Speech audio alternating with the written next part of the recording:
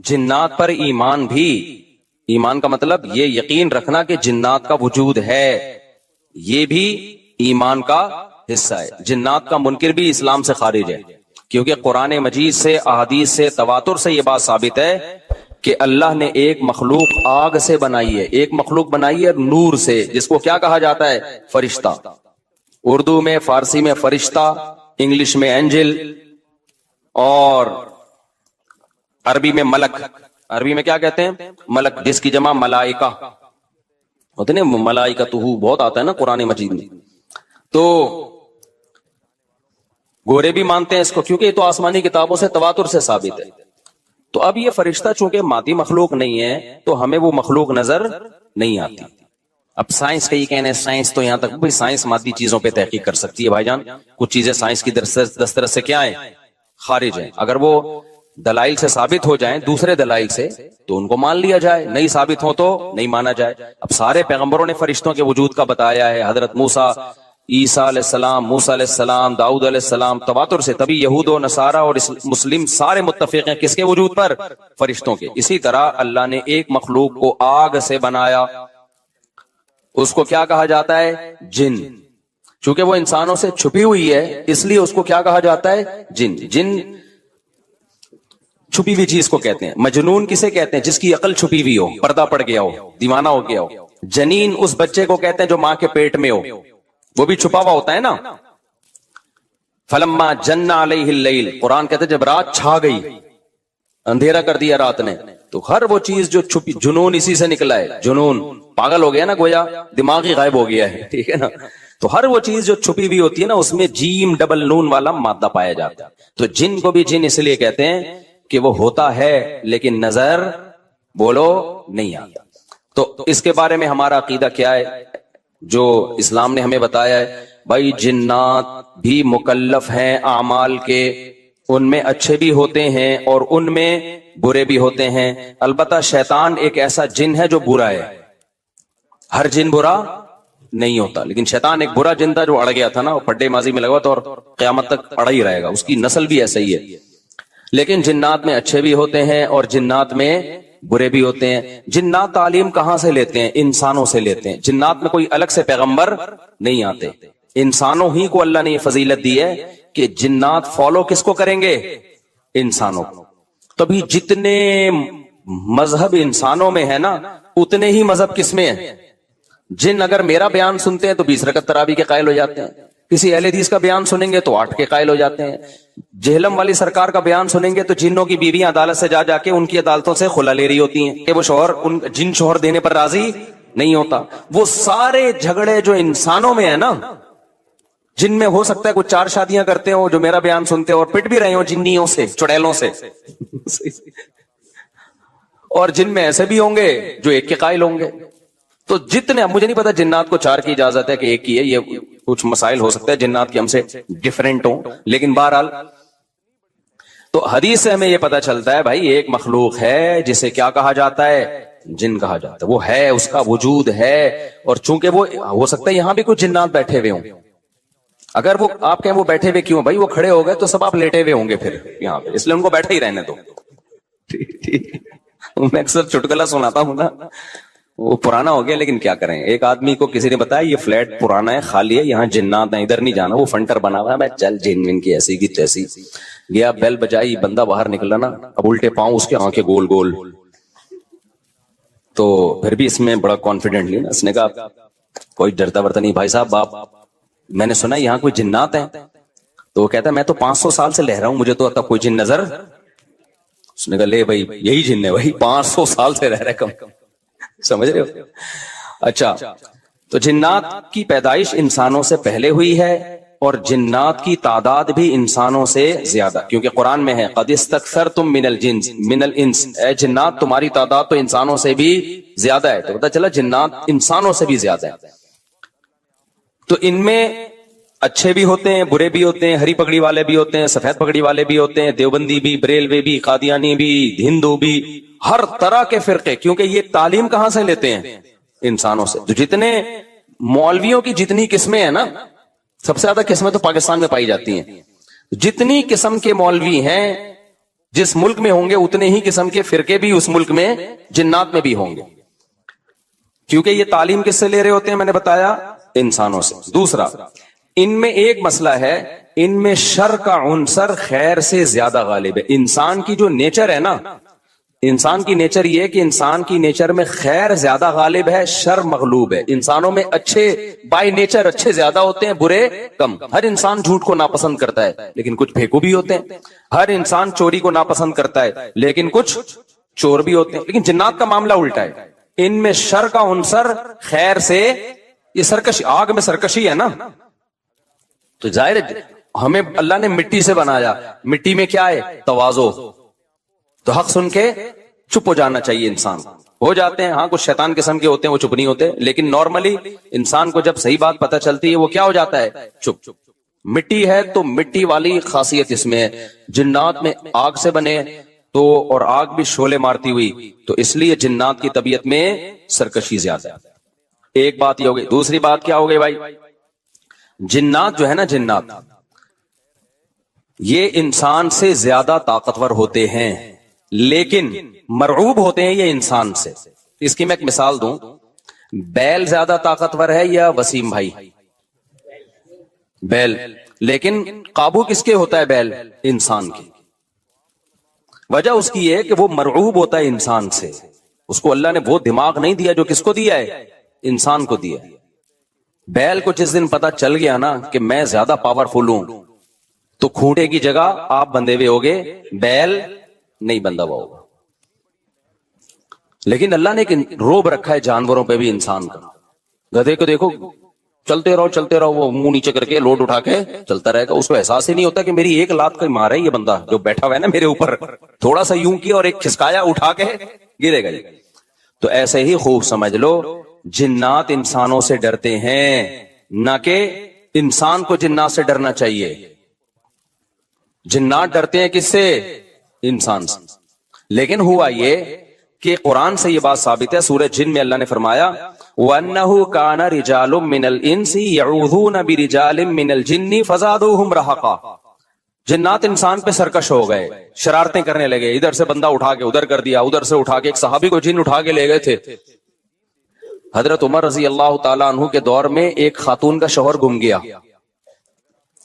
تو اس کی بیوی آئی حضرت عمر کے پاس کہ میرا میاں ہے ہی نہیں، پتہ نہیں کہاں گیا۔ حضرت عمر نے 4 سال کے بعد نا اس خاتون کا نکاح فسخ کرا دیا۔ یہ امام مالک کی دلیل ہے کہ 4 سال کے بعد نکاح فسخ ہو سکتا ہے۔ امام ابو حنیفہ کے جو فتوے ہیں نا، زیادہ تر انہوں نے حضرت علی اور عبداللہ بن مسعود کو فالو کیا ہے۔ وجہ اس کی یہ کہ وہ کہتے تھے کہ، یعنی جو اس بارے میں حناف کہتے تھے، حضرت علی نے تینوں خلفاء کا زمانہ بھی دیکھا ہے اور نبی کا زمانہ بھی، تو ان کا علم باقی تینوں خلفاء سے زیادہ ہے۔ اس لیے فقہ حنفی میں حضرت علی اور عبداللہ بن مسعود کو بہت ترجیح دی گئی ہے۔ جہاں ٹکراؤ ہوتا ہے نا باقی خلفاء اور سیدنا علی میں، تو وہ ترجیح کس کو دیتے ہیں؟ کیونکہ حضرت علی ان تمام محفلوں میں، ان فتووں میں تینوں خلفاء کے ساتھ ہوتے تھے، تو وہ سب کے دلائل بھی جانتے تھے، اور ان پہ پھر بعض چیزوں سے سیدنا عمر نے رجوع بھی کیا ہے حضرت علی کے کہنے پر۔ تو عمر کم تھی نا، علم حاصل کرنے کا موقع ان کو زیادہ ملا، تو اس لیے حضرت علی کا موقف جو میں نے خلا والے میں ریکارڈ کروایا کہ بھائی نہیں، جب تک ہمیں پتہ نہیں ہوگا مر گیا ہے کہاں گیا تو ہم کیسے نکاح ختم کر دیں۔ بہرحال حضرت عمر نے کا یہ قول تھا، تو مالکی فقہ میں ہے، تو فقہ حنفی نے بھی اس میں فقہ مالکیہ پہ فتویٰ دیا ہے۔ تو 4 سال ان کو نکاح کیا کرا دیا حضرت عمر نے؟ ختم کرا دیا۔ وہ بندہ آ گیا تھوڑے دنوں میں، تو روایت میں آتا ہے حضرت عمر خوفزدہ ہو گئے نا ٹھیک ہے بھائی، ایک بندہ کہہ رہا ہے میری بیوی آپ نے کسی اور کو کیسے دے دی؟ تو حضرت عمر نے پھر کہا بھائی اب تمہارے پاس 2 آپشن ہیں، یا تو تمہاری بیوی ہم تمہارے حوالے کر دیتے ہیں، یا پھر مہر لے لو، اس کو طلاق دے دو۔ یعنی حضرت عمر نے بھی اس پرانے نکاح ہی کو باقی رکھا ہے کہ بھائی اصل تو اسی کی ہے نا، تو اس لیے اب مہر لے کے چھوڑ دو اس کو۔ مقصد یہی ہوگا کہ ہم اس کا وہیں نکاح کرا دیتے ہیں۔ یا دوسرا آپشن یہ ہے کہ ٹھیک ہے بھائی اب تمہارے نے، اس نے کہا نہیں اب ظاہر اب کسی اور مرد کے پاس چلی گئی ہے، تو انسان کو اس میں غیرت بھی آتی ہے نا، انہوں نے کہا نہیں میرا مہر مجھے واپس کر دیں، اب اسی کے ساتھ رہے، ٹھیک ہے نا۔ پھر حضرت عمر اس سے پوچھنے لگے ہوا کیا تھا، اس نے بتایا جن اٹھا کے لے گیا تھا مجھے۔ مصنف عبد الرزاق یا مصنف ابن ابی شیبہ کی روایت ہے، جن اٹھا کے لے گیا تھا۔ تو بعض دفعہ ایسا ہوتا ہے کہ انسان کو جن بولو اغوا کر لیتا ہے. تو قرآن کیا کہتا ہے, لیکن آپ لوگ کے ساتھ نہیں ہوگا, خدا کا واسطہ جنات کو زیادہ لفٹ نہ کراؤ, پوری سیٹ اپ ہمارا برباد ہو گیا اس چکر میں. صحابہ میں بھی ایک واقعہ ہو گیا نا, یہ تھوڑی کہ ہر گھر میں جن یہ کر رہا ہے, دوسرے گھر میں جن وہ کر رہا ہے, تو تیسرے گھر میں جن نندوں کو لڑا رہا ہے, چوتھے گھر میں جن ساسوں کو لڑا رہا ہے. ہمارا تو پورا پروگرام یہیں سے شروع ہوتا ہے, یہیں پہ ختم ہوتا ہے. ایک آدھ سینکڑوں میں کوئی ہو سکتا ہے جن اٹھا کے لے جائے, پھر واپس بھی کر کے میرا خیال ہے دے گیا. اچھا, تو قرآن میں سورہ جن میں آتا ہے انہو کان رجال من الانس, جنات نے خود ہی یہ بات کہی کہ ہم سے انسان ڈرنے لگے اور ہم سے پناہ لینے لگے. یعوذون برجال من الجن, ہم جیسے اللہ کی پناہ میں آتے ہیں نا مصیبتوں سے بچنے کے لیے, اعوذ باللہ ہم کہتے ہیں اللہ میں تیری پناہ میں آتا ہوں. تو لوگوں نے کیا کیا تھا, مشرکین نے جنات کی پناہ میں آنا شروع کر دیا کہ جنات ہمیں مصیبتوں سے بچائیں گے. تو جب جنات کو یہ لگا نا کہ ہم ڈرتے ہیں انسان سے اور یہ ہمیں اتنی ویلیو دے رہا ہے کہ یہ مصیبتوں سے بچنے کے لیے ہمارا سہارا لے رہا ہے, تو اس چیز نے جنات کو انسانوں پہ سرکش بنا دیا اور جنات اپنی اوقات سے باہر نکل گئے. یہ بالکل ایسا ہی ہے جیسے کمزور سا باریک سا ٹی بی کا مریض ہو اور محلے کے بدماشوں کے دماغ میں کسی نے لا کر ڈرا دیا کہ بھائی یہ دیکھنے میں ایسا لگتا ہے, اندر سے یہ بہت زرخیز ہے, بہت خطرناک ہے. بار بار جب یہ پروپیگنڈا ہوگا تو وہ جو پتلا سا ہے نا اس کو بھی احساس ہونے لگے کہ شاید میں واقعی میں کوئی بہت بڑا فنٹر ہوں, وہ بھی سینہ چوڑا کر کے چلنا شروع کر دے گا. کسی دن کسی نے ایک چپٹ لگائی تو ڈھیر ہو جائے گا وہ. تو جب انسان کی ناجائز تعریف ہوتی ہے وہ اپنے بارے میں غلط فہمی میں مبتلا, تو جنات بھی اپنے بارے میں یہ سمجھنے لگے کہ یار یہ اتنے بڑے بڑے انسان جو کیا کیا چیزیں ایجاد کرتے ہیں, لوہے کو پگھلا کے تلواریں بنا لی انہوں نے, اور جہاز ایجاد کر لیے, راکٹ ایجاد کر لیے, یہ کر لیا وہ کر لیا, تو یہ ہم سے ڈر رہے ہیں. ٹک ٹک ٹک, بڑے بڑے سائنسدان بھی ہم سے کانپ رہے ہیں کہ پتہ نہیں مجھ پہ کسی نے کچھ کر دیا ہے اور یہ جنات یہ کر سکتے ہیں. تو جنات کو لگا کہ بھائی یہ اس سے کھیلو, اس سے کیا کرو, جیسے آپ کے جیب میں بندوق نہیں ہے لیکن کوئی ڈر رہا ہے. ہمارے ایک دوست کے ساتھ کیا ہوا, ایک ڈاکو آیا, وہ ڈاکو بھی کوئی بیچارہ نیا نیا ڈاکو بنا تھا, بیچارہ تو نہیں کہنا چاہیے ڈاکو مخت کو. تو انہوں نے کیا کیا, یوں کیا نا, یوں. یہ رفیع بھائی کا قصہ ہے, ہمارے رفیع بھائی نے بچے ہوئے ہیں, اللہ ان کو بچا کے رکھے, ورنہ حرکت انہوں نے ایسی کی تھی کہ اب تک ڈیلیٹ ہو چکے ہوتے یہ, کیونکہ یہ ڈاکو آج کل ایسے نہیں ہے یوں کرو تو بھاگ جائیں. تو انہوں نے کیا کیا, انگلی سے نا یوں, وہ سمجھا پسٹل ہے, بس یوں یوں دکھایا, وہ بھاگ گیا. تو مجھے آ کے بتا رہے ہیں کہ ڈاکو آیا تھا, میں نے جیب سے یوں کیا, یوں. میں نے کہا رفیع بھائی کوئی دعائیں کام آ گئی ہیں آپ کے. ابھی پرسوں پھر 2 بندے ڈاکوؤں نے شہید کر دیے, 2 بندے جوان گلشن معمار میں. ایک کے تو جبڑے میں گولی لگی ہے, بہت بڑے تاجر تھے وہ, یہ ہمارا گارڈ ہے نا اس کے پیچھے نمازیں پڑھی ہیں انہوں نے, وہ تو جبڑے میں گولی لگی ہے, منہ کے اندر گھسی ہے, وہ تو ہاسپٹل میں ایڈمٹ ہے, ان کے ساتھ جو دوسرا تھا وہ تو شہید ہوئی, یہ پرسوں کی بات ہے. تو مرتے رہو, تمہاری قسمت میں یہی ہے بھائی. جب تک احتجاج نہیں کرو گے نا, ان کے خلاف نکلو گے نہیں, ان کے گھروں کو گھیرو گے نہیں, دھرنے مار کے بیٹھو گے نہیں نا, بددعائیں 27ویں رات کو اٹھ کے ریکارڈ کروا کے نہیں دو گے, اس وقت تک کراچی کے مسئلے حل ہونے والے. کیونکہ ہماری گورنمنٹ کو پتا ہے کہ ان سے بڑا بےغیرت, کراچی والوں سے بڑا بےغیرت اس کائنات میں کوئی ہے نہیں. تو ان بےغیرتوں کو کوٹتے رہو, پیٹتے رہو, یہ اسی کام کے لیے بنے ہیں یہ. تو باقی بڑے بےغیرت ہیں, میں حکمرانوں کو برا نہیں کہتا, قسم اٹھا کے کہا جا سکتا ہے کہ کراچی والوں سے بڑا بےغیرت مجھ سمیت کوئی بھی نہیں ہے. تو ہماری قسمت میں ہے, مرتے رہو, جنازے اٹھتے رہیں گے. کبھی کوئی بددعا فلسطین اسرائیل کے خلاف بددعائیں دے رہے ہیں, دینی چاہیے. ان بےغیرتوں کے خلاف بھی تو بددعائیں دو یار. یار ہم نے یہ چیزیں برداشت کی ہیں, گٹر کے ڈھکن نہیں ہے, گٹر ہماری مسجد کے باہر سے 4 سال سے گٹر ابل رہا ہے, 4 سال. کئی دفعہ ہم نے اپنے خرچے پہ صاف کروایا, پھر بھی ابل رہا ہے. کسی سندھ گورنمنٹ کے کسی بندے کو توفیق نہیں آ کے, یار کتنے نمازی آ رہے ہیں گٹر کے پانی سے گزر کے آ رہے ہیں, وہ سب شکایتیں کر رہے ہیں. کوئی مسجد کمیٹی کو برا کہہ رہا ہے, کوئی کس کو برا کہہ رہا ہے, تو سب یہی کر رہے ہیں. بھائی مسجد کمیٹی کہہ رہی ہے ہمارا کیا قصور ہے یار, ہم کتنی دفعہ صاف کروائیں, اور ایک گٹر ہو تو صاف کروائیں نا, پوری گلی کے آپ دیکھ لو حال جا کے. ہم نے پھر بھی برداشت کر لیا, لیکن یار انسانی قتل کون برداشت کر سکتا ہے. ہر دن 4 6 5 10 جوان موتیں کراچی میں ہو رہی ہیں, جوان موتیں. جن کے گھروں میں جنازے اٹھتے ہیں ان سے جا کے پوچھو کیا حال ہوتا ہوگا. لیکن یہ قوم بے حس ہے, یہ سڑکوں پہ نہیں نکلے گی.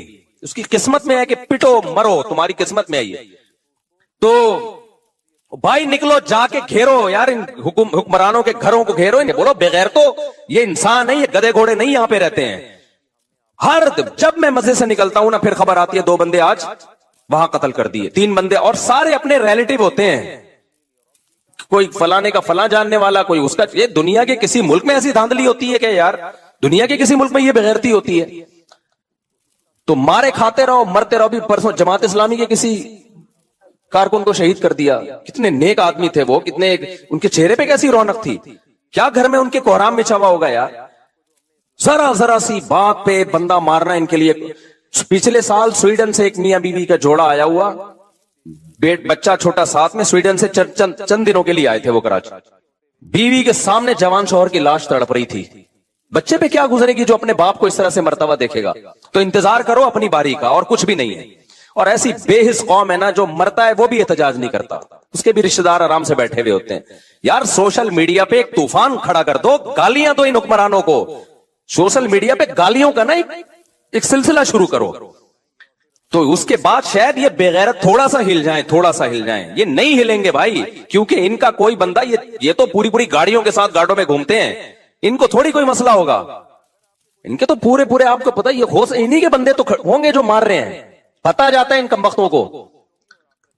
पुलिस को आप बुरा नहीं कह सकते, पुलिस के बस में जितना है पुलिस कर रही है। मैं तो पुलिस वालों से भी मिला हूं भाई, उनके तो फिर भी जितना उनके बस में है वो कर रहे हैं, उनके इख्तियारात महदूद हैं। कितने पुलिस वाले डाकुओं को मारने पर जेल की सलाखों के पीछे चले गए, कितने पुलिस वाले चले गए।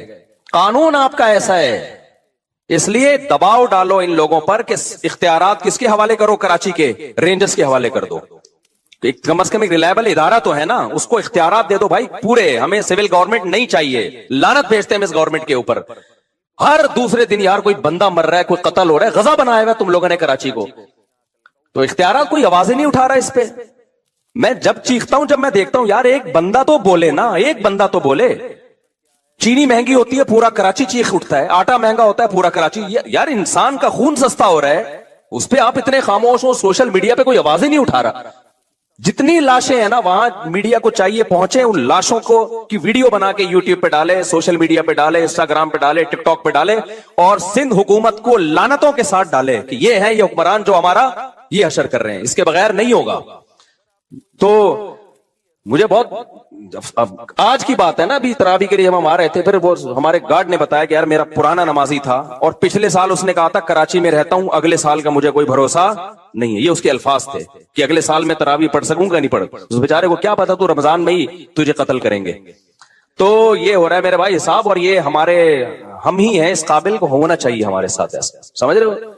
खुदा ने आज तक उस कौम की हालत नहीं बदली, न हो जिसको ख्याल आप अपनी हालत के बदलने का। तो कराची वालों के मुकद्दर में जिल्लत है, क्योंकि हम हैं जलील, ठीक है ना, मुझ समेत, मैं अपने आप को भी दाखिल कर रहा हूं इसमें। हम जलील कौम है, हमारी कसूर ही है कि हम कराची में रहते हैं, और ये टुच्चे किस्म के हुक्मरान हम पर मुसल्लत है। ये कत्ल होते, ये पंजाब में होता ना, खुदा की कसम इतनी नौबत नहीं आती। पंजाब वाले इतने बेगैरत नहीं है, वो उठ खड़े होते।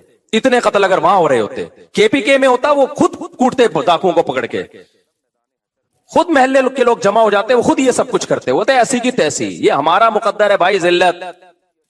तो गटर के ढक्कन नहीं है, हम बर्दाश्त कर रहे हैं। कचरा खाना, कुंडी भंगी खाना बना हुआ है कराची, बर्दाश्त कर रहे हैं। लेकिन यार इंसानों का बहता हुआ खून हम बर्दाश्त, बोलो, नहीं कर सकते। कल तुम्हारे घर में भी हो सकता है।